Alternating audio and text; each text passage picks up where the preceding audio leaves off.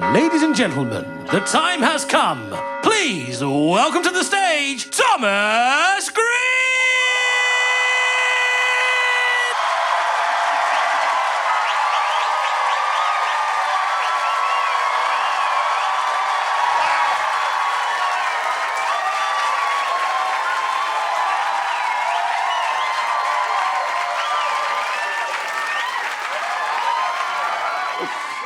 Hello. Look at this, London. Thanks so much for packing it out. This is incredible. I really appreciate every single one of you for selling out my first ever debut stand-up special here at the London Comedy Store. Wow. It's been a year of firsts. There's a lot of stuff going on in my life. I'll be honest, here I am doing my first debut special on my first debut tour around the UK. I've also just had my first child. It was pretty exciting. Perfect fucking timing during the middle of a tour, by the way. Everyone was like, "You're going to be so tired." I was like, "No, I'll be fine. Now what? No. I'll be honest with you, a lot of my friends have said to me, "At least you didn't have a COVID baby." So what the fuck is that? Like, I've got a bit of a cold. Oh, I'm pregnant. Like, what the fuck? To be honest, I'm knackered, right? I've been knackered this year, okay? And especially since he's been here the last 3-4 weeks, it's unreal. But genuinely, to have a child during the COVID times would have been fucked. It was weird enough as it was. Do you remember going to Tesco for a holiday? Do you remember that shit? Do you remember leaving your house like, "I'm going on an adventure"? And you press the button to cross the road and you're like, "Oh, fuck."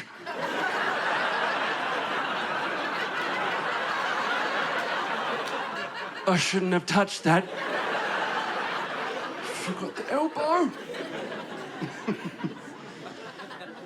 Then you immediately were like, "Let's go get tested. We need to get fucking tested." I touched the button, I might die. So you rocked up at your local car park. See what I mean? It was fucking weird, wasn't it? What time can we go to the car park? 3:26, okay. You rocked up, every cunt working there was in a hazmat suit. You're like, "Fuck me, is it in this car park? Because I'll just leave." And then the guy that came to your window definitely didn't work for the NHS, did he? They just trusted him with a clipboard. He's... Can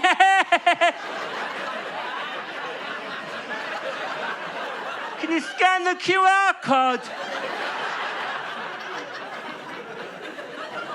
And you put your window down. "I don't think I want to, you fucking weird cunt." And then he pulled out the swab. Wasn't a swab, was it? It was a fucking javelin. So what are you going to do with that? He's like, I need to put this down the back of your throat for 8 seconds. "You can fuck off."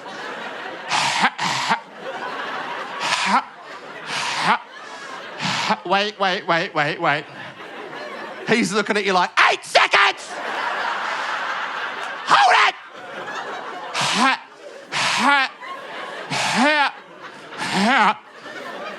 Oh, fuck. How does she do it?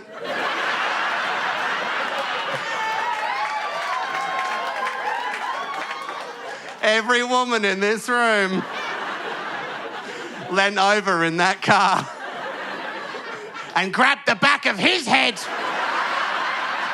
Yes! Who's got the gag reflex now, Dylan?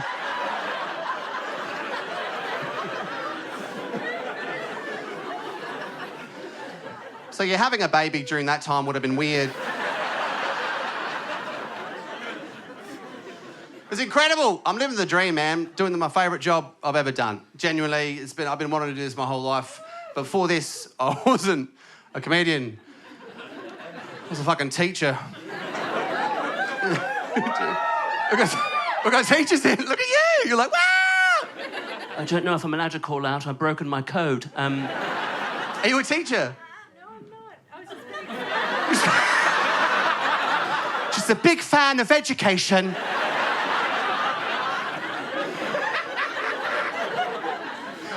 Teachers back there? Fuck yeah, that's a staff room right there. There's definitely been an argument today with why did you take my sandwich out the fridge, bitch? I'll be honest, I respect teachers just like you. I'm a big fan of education. But I couldn't do it. I taught back home, I taught receptions, right? 5, 6-year-old kids, you know what I mean? Like, I love my son and he's going to be the best. But when it's other people's kids at 8 o'clock in the morning and they're already there because the parents are sick of their little shits, so they've done a drive-by past the school, just get out! Go home, have a coffee and a wank, whatever they do. Teachers are there, hungover as fuck. Because it's Tuesday. They're like, what are you so excited for, dickhead? You were here yesterday! In Australia, they made us wear the high-vis vest. Do you wear a high-vis vest at your school? Yeah. You do? Yeah, what the fuck? They're like, you need to wear a high-vis vest out in the playground. I'm like, am I laying tarmac? What's happening? No. It's so the children can identify you.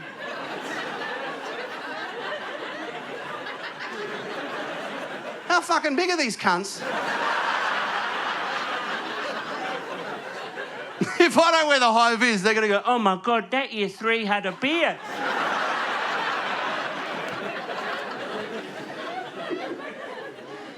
I need to make shit up all the time for reception. ABC, 1, 2, 3. That's maths and English done.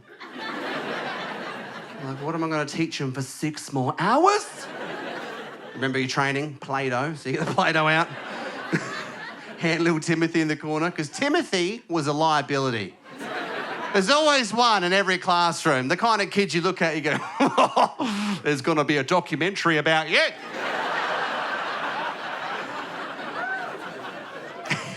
They don't prepare you for this in teacher training. You get your curriculum, you get your behavioural management. They don't tell you about the fucking weirdo. One day you'll work in a car park with a QR code, Timothy.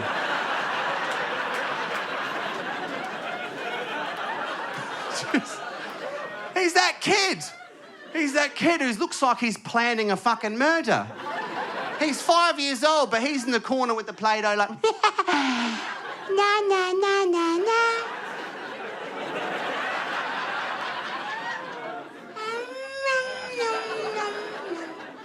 The fuck are you eating it for?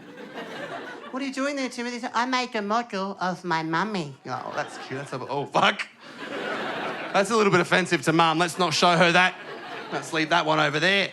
Then Mummy rocks up after school like...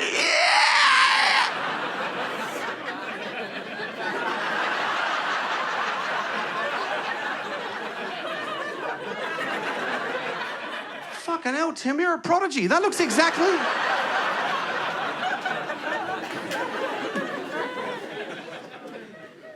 So I grew up in Adelaide, South Australia.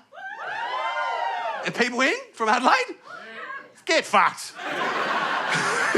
We travelled all the fucking way, mate. Whereabouts in Adelaide?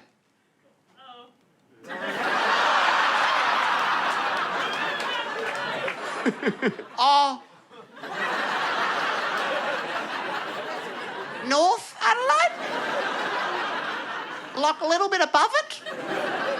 This is the thing, right, is I grew up in Adelaide. It is a city of churches, so I grew up super religious. At the age of 5, when I was in reception, my reception teacher told me, hey, if you don't confess your sins, you'll go to hell forever.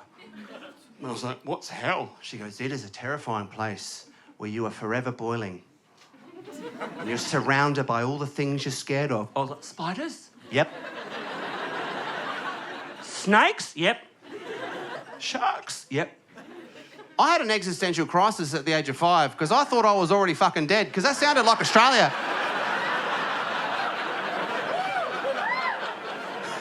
Telling a kid there's a worse place than Australia is fucking scary. No, it's hotter than here, cunt. What?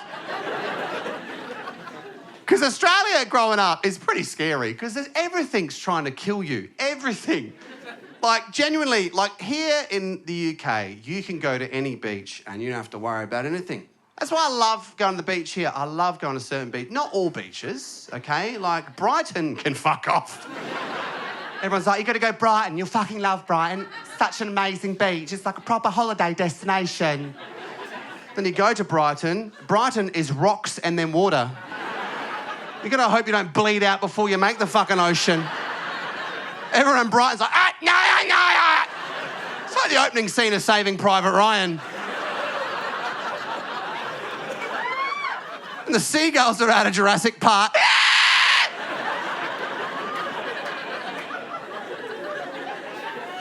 But at least you can swim in Brighton. Whereas Australia, everything's trying to get you box jellyfish, blue-ringed octopus, crocodiles, sharks, vegans. They're all in there. I'm joking. Vegans can't swim. Right. Do you have any vegans in tonight?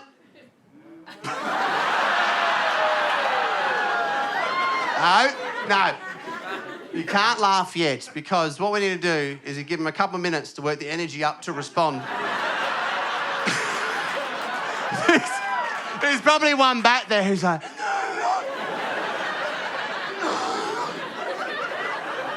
Me.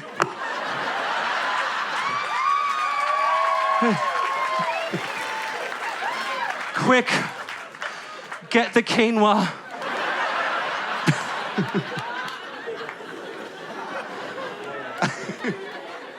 I'm actually vegetarian myself. I'm not vegan because I'm not a cunt.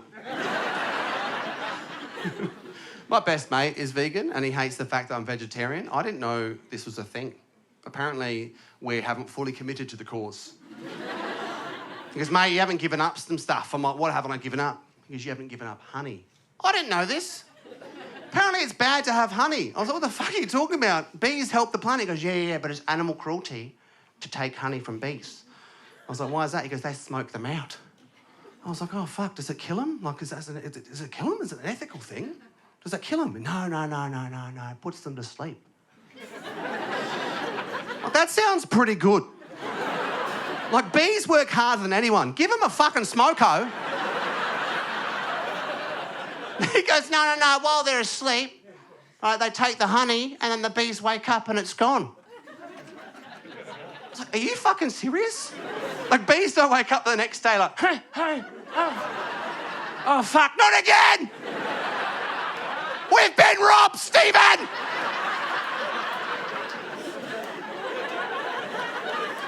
That's the third time this week, bro. Don't tell the Queen. She's got enough on her plate. Her son is a paedophile.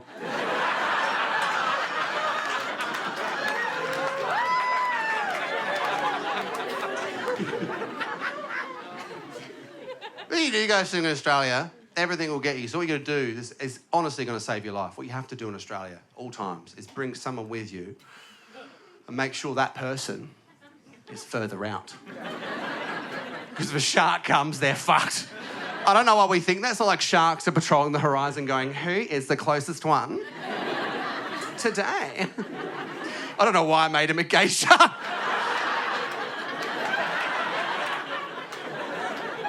It's 2023, London. Let the shark be who he wants to be. Today, he's a shark. Tomorrow, he's a dolphin. I'm so glad that London knows what I'm saying there. Because Glasgow had no fucking idea.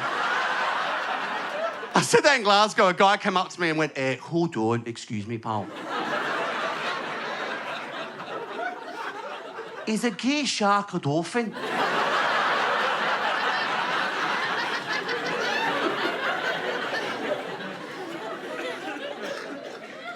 So I was terrified growing up of going to hell, because it said everything in Australia will fuck you up. So I didn't want to go to hell. So I used to confess growing up all the time, everything. But I didn't grow up Catholic, right? So I didn't have a priest to confess to or look up to. I had...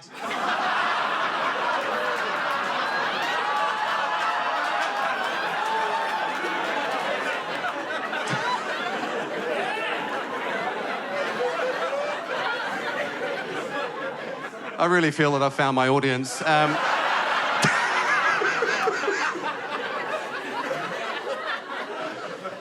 had my mum. I had my mum growing up, and I told her everything. My whole life, I've been always confessing and telling mum. It's very sweet when you're a kid to tell your mum everything, right? It gets more awkward the older you get. Told her everything, right? It got to a point when I used to tell my mum every time I had a wank. It was so often that she just knew what I meant when I'd call out from my room, "Mum, I did it again!" She's, "Sweetheart, you don't have to tell me every fucking time! That's the third time today! Would you hurry up and get ready for school, please? You're going to be late!" And then I had to go teach the kids. And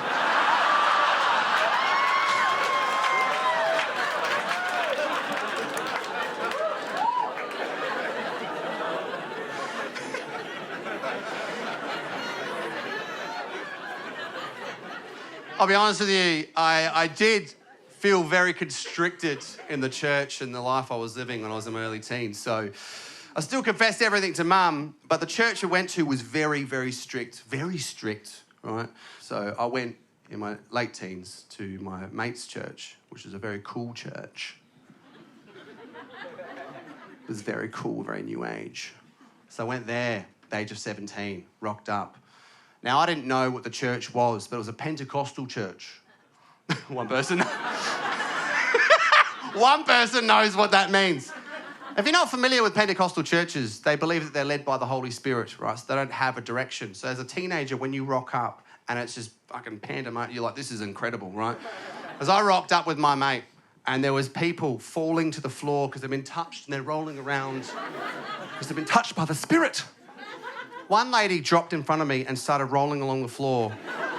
And I was like, oh my God, is she okay? Is she having a stroke or something? And my mate goes, don't worry, bro. She's a holy roller. I was like, what the fuck is a holy roller? And 4 other people dropped and were rolling around. I was like, fuck, I want to be in that team. That's awesome. This lady rolled so much that they opened the door for her and she rolled outside. I was like, she's fucking cracked the code of how to get out of church. She was like, yeah, Jesus is in me, bye.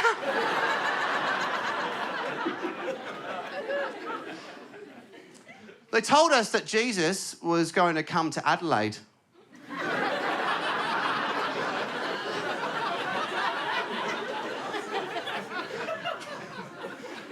At the time, we were like, fucking, no one comes to Adelaide. This is...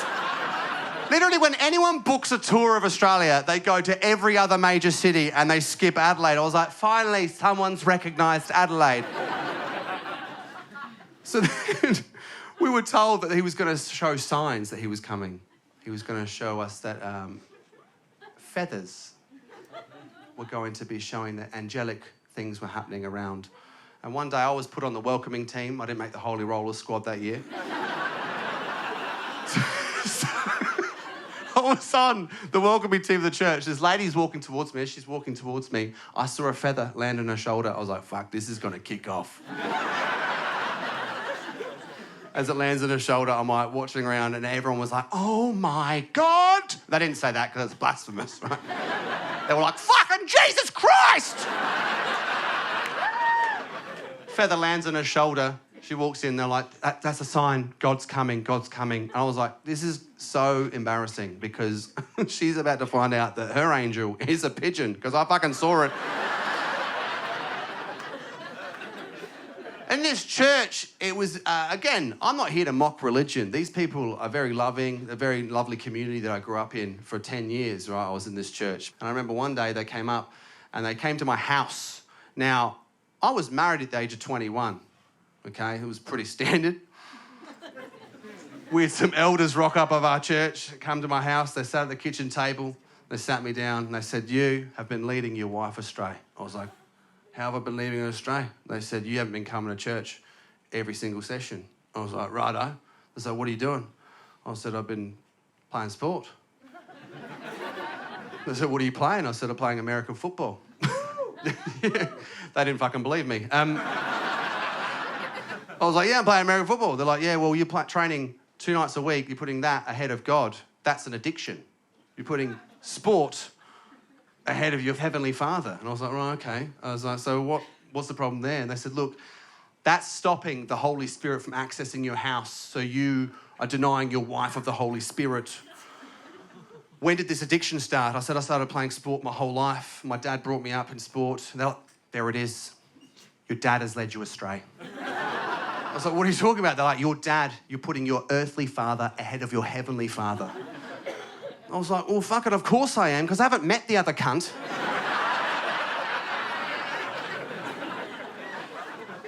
And they said, your dad has been a bad dad. I was like, nah, that's when I got pissed off, because my dad is my hero, man. I grew up wanting to be like my dad. He's 6'2". I didn't get his genes. He's built like a brick shit house. I got mum's jeans. They're a size 10, right? There's an example of how Australian my dad is, right? My dad is so fucking Aussie, right? I remember coming home for the first time in ages a few years ago, and I saw my old man.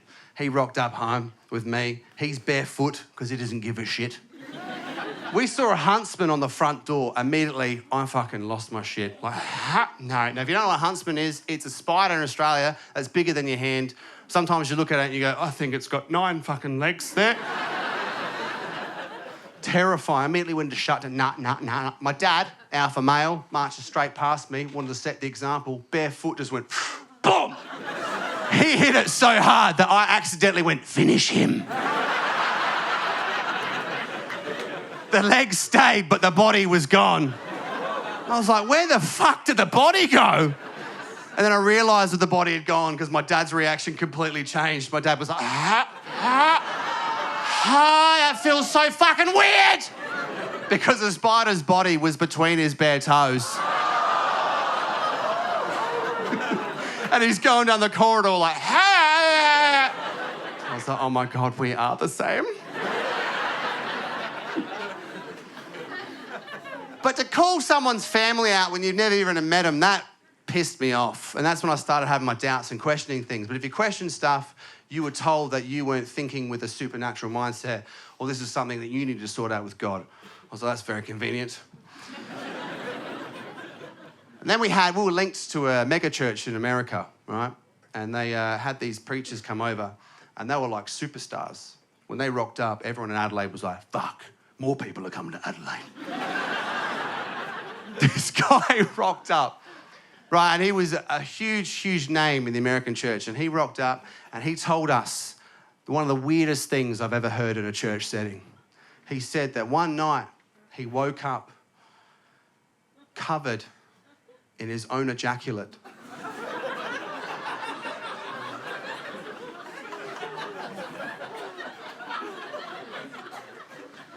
Next to his wife, there was asleep. And at the end of the bed was a demon.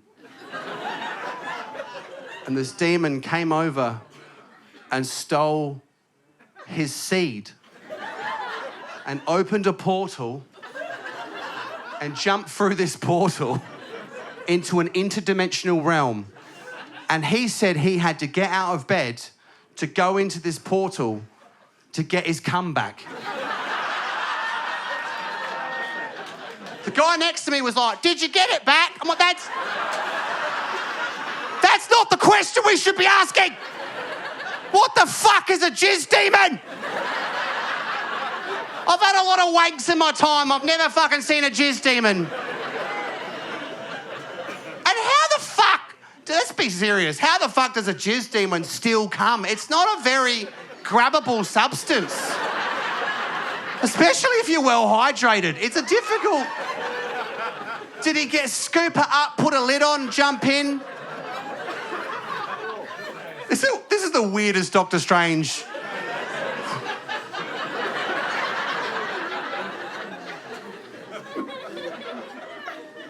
Best heckle I've ever had was in Adelaide when I first did this material. And this lady at the back, when I said, how the fuck? She goes, oh, get fucked. You just get a tissue and you grab it.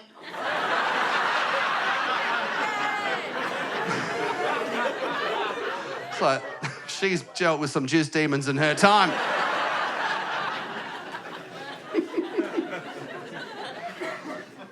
Now, This church had told me I wasn't allowed to do stand-up comedy. They told me you're not allowed to do it. I had one of the elders come up to me. We found out that you've been doing some open mic nights during the week. You're not allowed to do stand-up comedy unless you can perform it to 5-year-olds.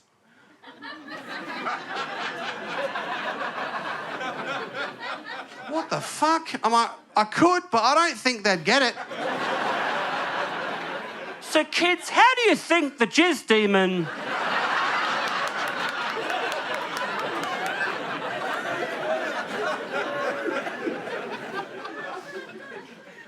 It was around about that time I thought, you know what?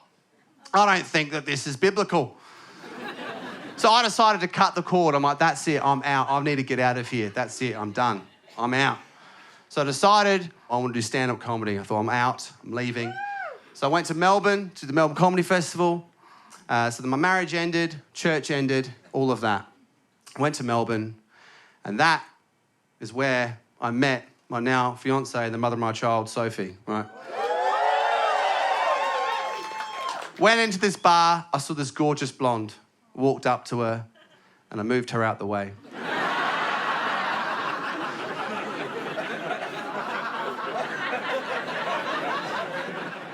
There was no chance there.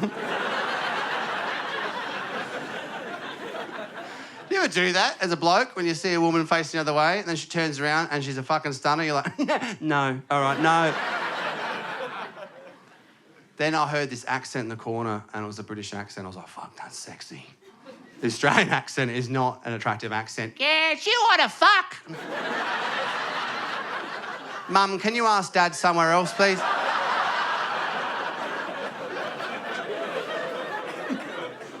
British accent, hot as fuck. I was like, yes, yes. Lock it down, seal the deal, follow her over here. Consensually, by the way. Do you remember me? And doing this job and travelling up and down the UK, I got to hear all the other British accents.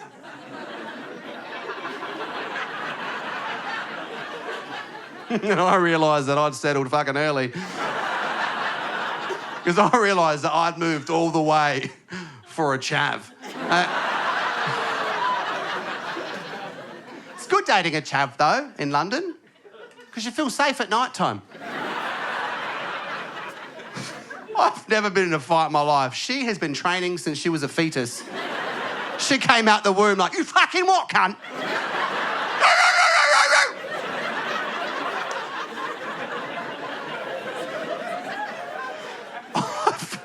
I've never been in a fight. Sophie is my big spoon. She's there to protect me. So if I'm in London and she's not there to look after me, I'm fucked. All I've got in my training repertoire for fighting is what I've learnt from my cats at home. I've got 2 little rag dolls. I watch them fight each other. So if someone came up to me like, yeah, you want to go, mate? You fucking want to go? All I've got is, wow, wow, wow.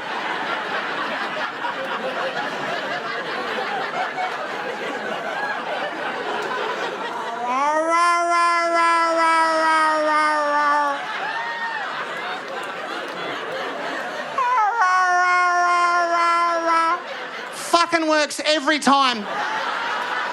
Because they look at you like, oh, fuck, he's the crackhead.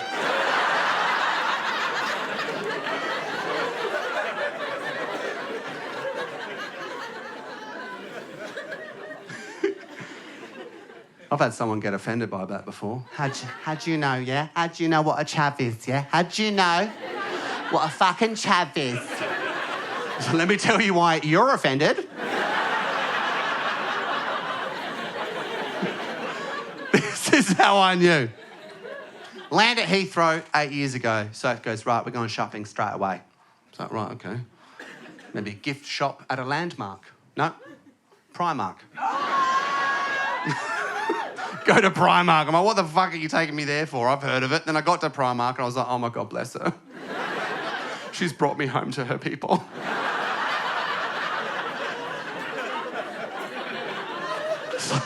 Because you know what I'm talking about. You go to any Primark in the country, it's like opening up a portal. No jizz demons. But But inside the Primark portal is no understanding of the face-to-makeup ratio. A lot of the women are cracking up right now. Some of the blokes are like, I don't know if we were allowed to laugh at that one, bro. You go into Primark, it looks like everyone there has had a fight over a bag of Doritos. It's an Oompa Loompa inhabitants, isn't it? You're expecting Willy Wonka to come out like, come with me, and you'll be in a world of tracksuits and foundation.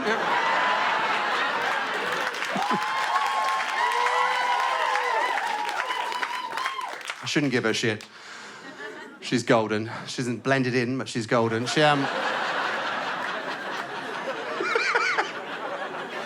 actually an architect, which is why I get to do this, so.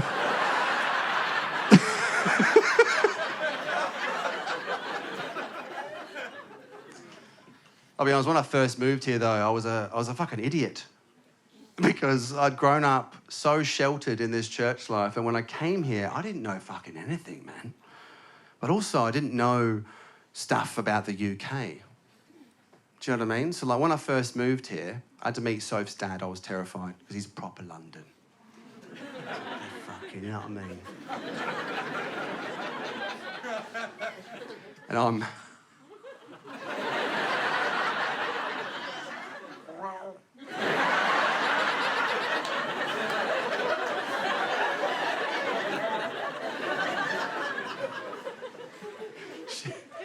Soph brings me home to meet him for the first time.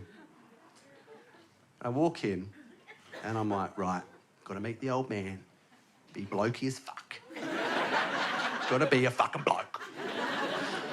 So I tried to act manly and looked around the house. I thought I'll talk about house shit.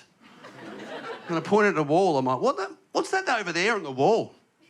He looks at me, he's like, that's a radiator. I'd never fucking seen one before. I'd only heard of radiators being in cars, so I went, oh, car man, are you? He was like, what the fuck?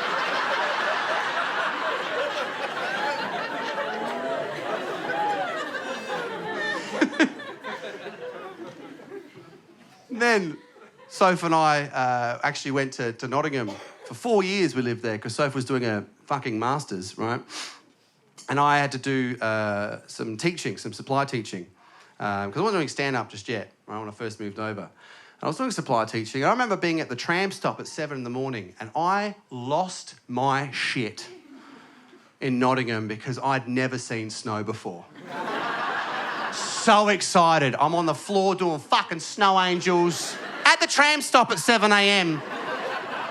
Then the tram doors opened, I got on, I was fucking freezing, but the guy in there was like, hey, you up, mate? What were you doing? Absolutely terrified. I was like, mate, I'm sorry, I'm Australian. I've never seen snow before. He goes, mate, that was snow grit. I've been on the floor doing fucking salt angels.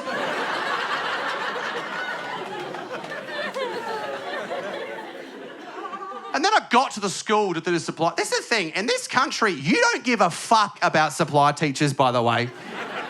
In Australia, you're only... What was that? Just recording a special, whatever. Someone's like, yeah. Good luck, motherfucker.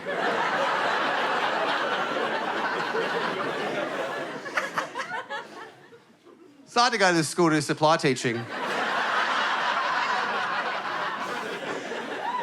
I rocked up at this school in Nottingham. You guys seriously don't care, because in Australia, if you're primary school qualified, you're only allowed to do supply teaching in primary school, right?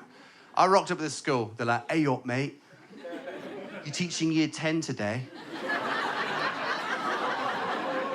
I was like, how fucking advanced is this Play-Doh? I rocked up to this classroom, 30, 16-year-old kids. I was like, fuck, I can't deal with this shit. There's way too much sexual tension, right? Not between me and them. You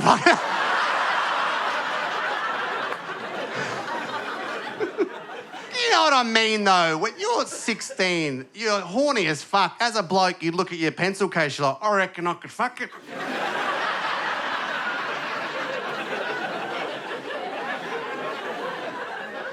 This lad stood up at the back of the classroom. He was fucking massive.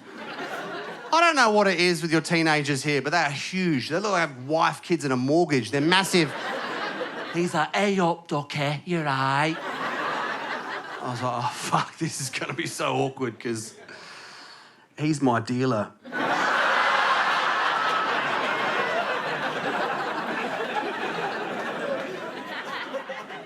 He's like, just wondering, in Australia, did you have, like, spiders or something? I was like, fuck, I should have brought Play-Doh for this cunt. Do we have spiders in Australia? Yeah, he's like, just wondering, how'd you kill the spider? Oh, no, I didn't know if you knew this, but before I tell you what I told him, I didn't realise there was a language barrier between the UK and Australia. Because you fucking sent us there. Because what I call a thong...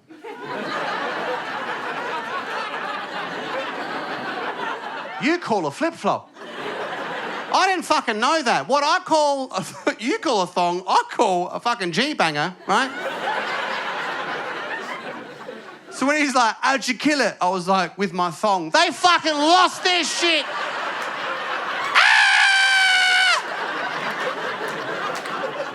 One kid went, hey up, lingerie, Legolas. Like, how vivid was his imagination that he thought I have a quiver full of G-strings?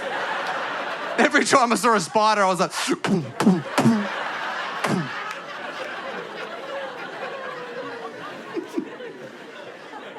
I'm so glad I'm not on the dating scene anymore. Fuck that. I feel sorry for straight women more than anyone. Because you've got to deal with us. Because women, you need foreplay. We don't. You can just look at us and our dick's like, Put me in, coach, I'm ready.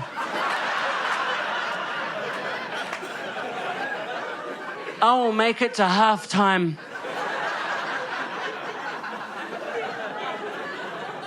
because women need to go on a journey.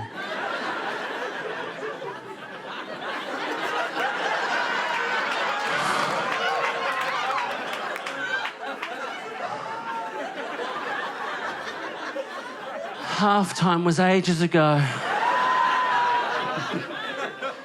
I guarantee there's blokes in the room right now going, yeah, I know, it's very tiring. I see your arm there. It cramps, it cramps. Whereas there's women in the room looking and going, he has kept the same spot and same tempo. Listen up, Dylan!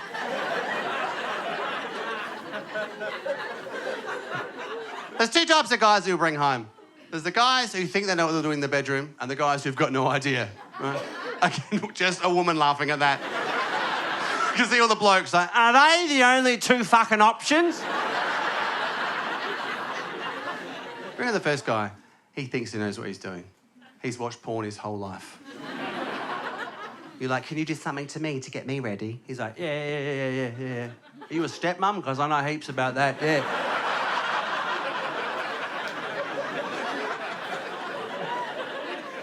Fucking dives in there. You're like, hey, whoa! Calm down, Pac-Man, because he's... He thought it was Pac-Man because your clit's going... Bop, bop, bop, bop, bop, bop, bop, bop, bop, bop, bop, bop. He's just trying to get his high score. But then you bring home the other guy who's got no idea. You're like, can you do something to me to get me ready? Yeah.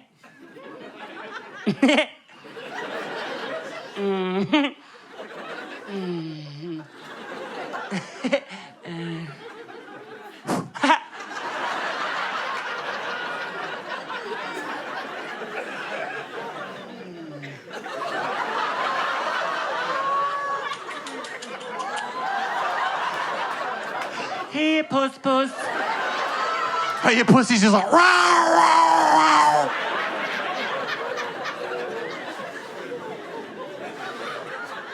To be honest with you though, like, unreal. unreal living in this country. I'm very grateful to be with Sophie, as I said. You know, genuinely, she's my queen, man. You know, she's taught me to sort of really learn more about myself, and I've grown more, you know, since being here. Because I was too scared about things. I was very scared to try stuff. I remember last year we were in Australia, and we both hadn't been to Perth together. And after a show in Perth, my mate came up to me and goes, "Bro, do you want to have a spliff?" Never done drugs in my life. I was like, no way. Sophie looked at me and she goes, "If you want to, I'm not going to, because I design buildings."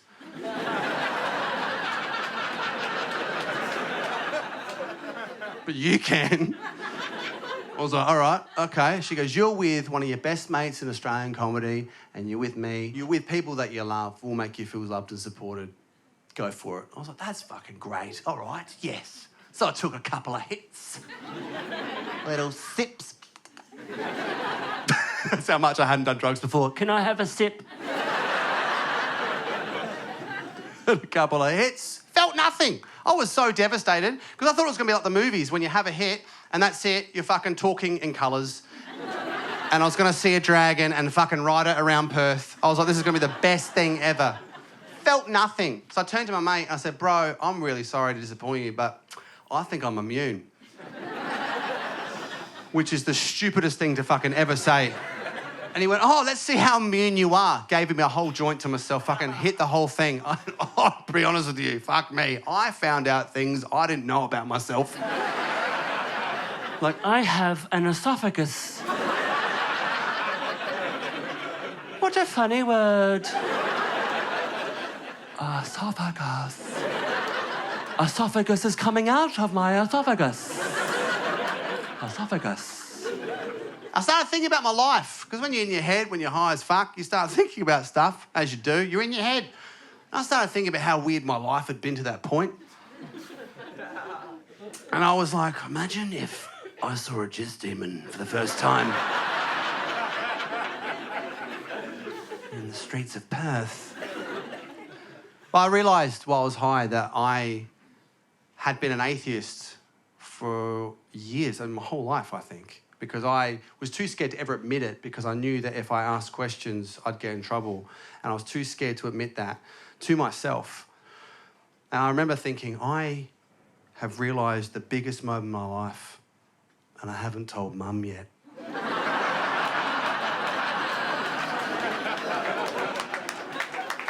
So I rang my mum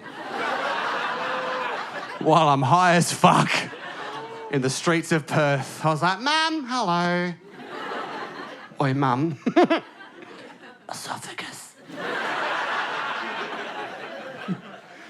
And Mum goes to me, "What's wrong, sweetheart? What's up?" I was like, "Look," she's always a mum. They always know when something's up. I was like, "I need to let you know something. I feel that I had to admit this to you, because I always tell you everything, and I realised that since I've been out here on this trip that I've been an atheist for a long, long time, and I haven't told you. And I'm so sorry to finally tell you, because it felt like I was just coming out to my mum as an atheist." Because we've been so hyper-religious our whole lives. And I was like, "Mum, I'm an atheist, and I need to let you know this." And there was just silence on the phone. And because I was high, I thought she was dead. So, "Mum!" She goes, "Sweetheart," and she said something I'll never, ever forget. She goes, "Sweetheart, it's all a crock of shit, isn't it?"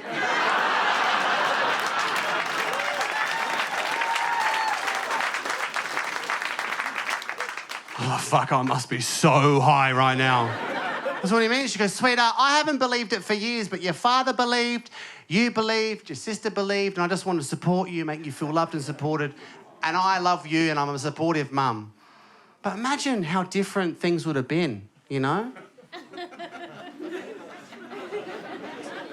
She goes, "Because it got pretty weird there for a while.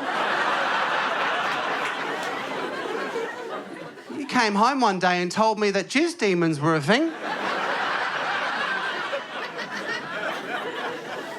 She's like, "I know, I used to do your washing."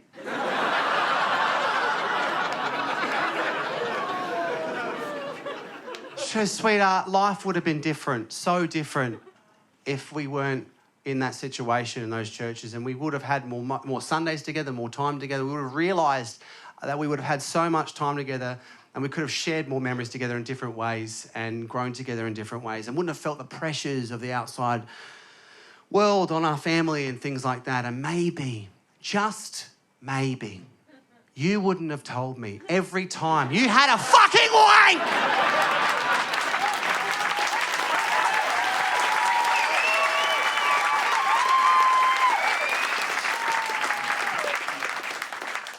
Which was a very powerful moment to realise that with your mum, that you connected with your mum and you could share something. Because I'm very fortunate to have some amazing women in my life. My mum for a start, and obviously, as I said, Sophie, right? It's a big moment when you're in Australia to realise that you've met someone that you want to spend your life with. And people have asked me, how would you know in that moment? What solidified your decision? Because you took a fucking plunge. You left everything you knew and you left that to come to the UK to do stand-up comedy and to be with the love of your life. How did you know that she was the one? I was like, there was a moment, I fucking tell you. December 2016, just over a year of being here, there was a moment. Now, Soph was doing a master's at Nottingham Uni, as I said, full-on 18-hour days. It was brutal. So I'd literally make sure sometimes that she would eat. It was Christmas time, you know? I thought, you know what? I'm going to make this feel like an amazing night for her to switch off. It's nearly Christmas time. So I set up a real romantic evening. I thought, I've got the blankets out. She can have a little nap she needs to. I've got the candles. Got ordered her favourite curry. Got her favourite bottle of wine. I put Christmas movies on. I thought, you know what? Let's put Love Actually on. She's going to love this. Set it all up. I'm like, this is going to be the best thing ever. She walked into the room and didn't see anything I'd set up. Head down, stressed as fuck, went straight up to the loft. She goes up there. I brought her food up. She cracked on. I sat down.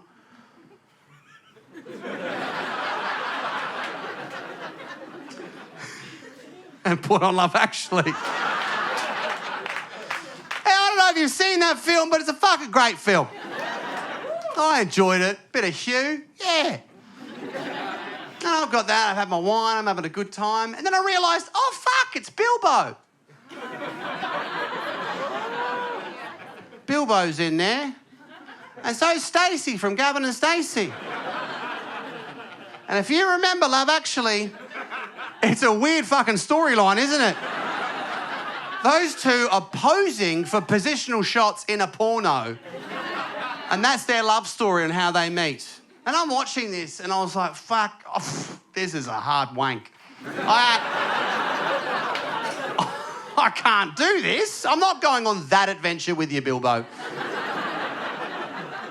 So I did the right thing and I turned that off and I turned it onto Pornhub. And I did what we always do. I put the headphones in. Apple TV, put the AirPods in. Surround sound porn. He's done it. And I did also what I do is, because I don't have the 4D headset. I'm so sorry. I stood up close to the TV so I felt like I was in the scene. Surround sound, I'm in the porno. And as I'm there, I felt something tickle across my foot and I lost my shit.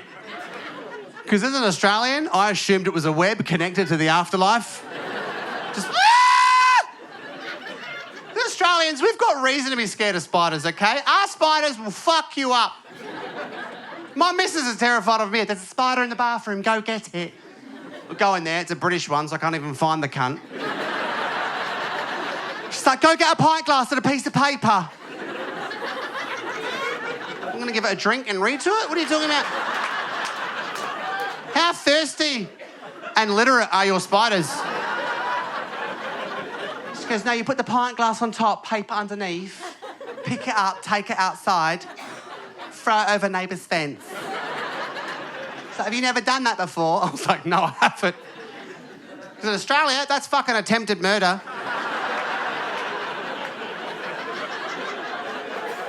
And And a pint glass in Australia wouldn't fit. Australian spider's that massive, they'll grab it off you, smash it, and shank you back with it. Why would I be scared of a British one for? They're so British. They're so polite. You walk into a room, they'll be on there on the wall just looking at you like, oh, I'm frightfully sorry, I didn't mean to startle you.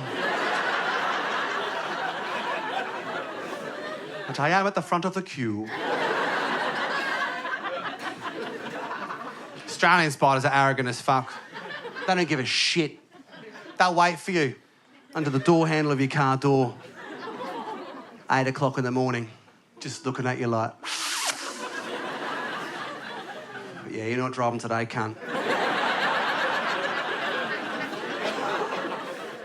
So I freaked the fuck out because I thought it was a web. It wasn't a web, by the way. It was one of her hairs floating in the household. Now, we need to talk about this, ladies. You molt, okay? Like a fuck ton. And I don't know where it comes from because the next day, you look the same. When we molt, we go bold for life, that's it, game over. But you regenerate that shit like fucking Wolverine. And we find it everywhere. Everywhere. You don't even have to go near our dick. But we'll find it, wrapped around it. Like fucking cheese wire. And we know you've put it there because it's got a fucking bow in it.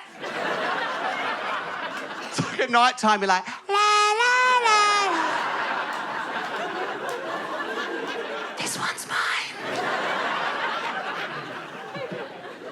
Weirdest place I found one of her hairs. Last year, at the start of the year, I went to Perth without soap. She hadn't been there yet, right?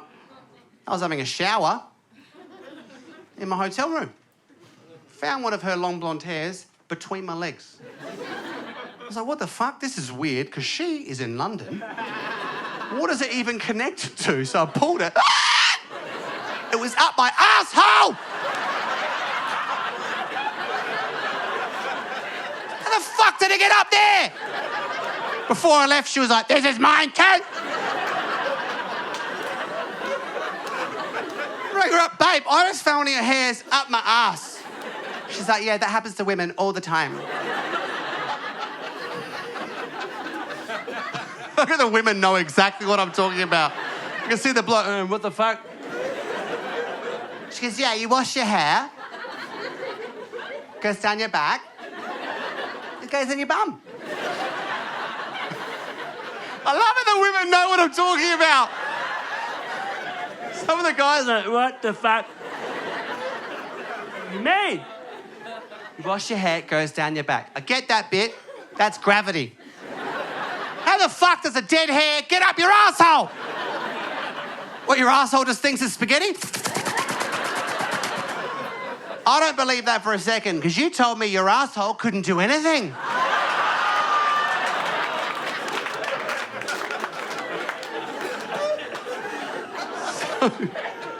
I felt this hair go across my foot, but it didn't matter. I was fucking terrified. So I did what I always did back home.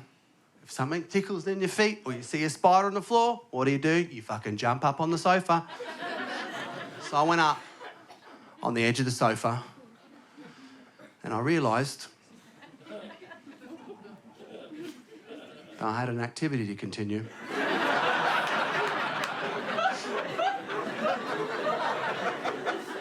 And I carried on.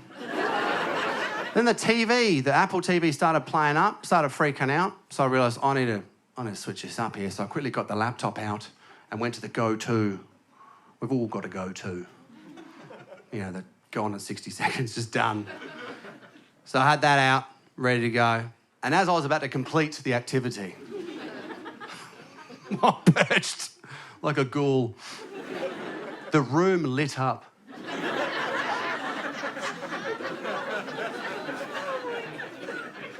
And I was like, God? But it wasn't God, it was Sophie. And she'd walked in. Just remember, that she didn't see the candles or the wine or any of that. She just saw me up there. And I was so ashamed. I was like, fuck. I'm the jizz demon.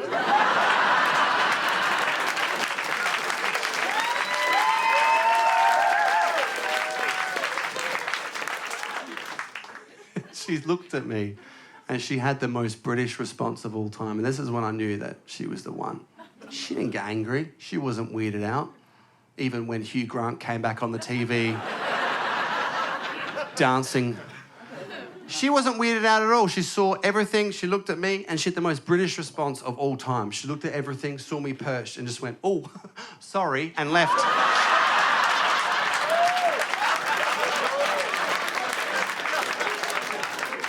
And that wasn't even the most embarrassing bit.